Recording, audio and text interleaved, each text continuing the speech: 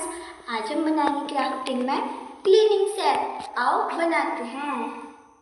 सबसे पहले हमको ले लेनी है फेविक्विक और फिर हमको ले लेना है बॉटल का ढक्कन और इसका फोम लगा लेना है। हमारी राखी तो लग गई थी, इसको सीधी कर देते हैं। और फिर हमको आइसक्रीम स्टिक ले लेनी है और फिर हमको इसमें से सीजर निकाल कर इसको थोड़ा हाफ कट कर देते हैं। और अपने आप ही हाफ कट हो गई। मुझे लगा टूटेगी ये और ना टूटे। लो, हमने कैसे करके इसको कट कर लिया है।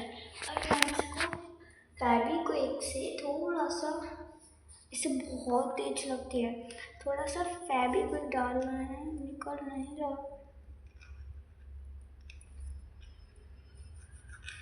सूख गया है।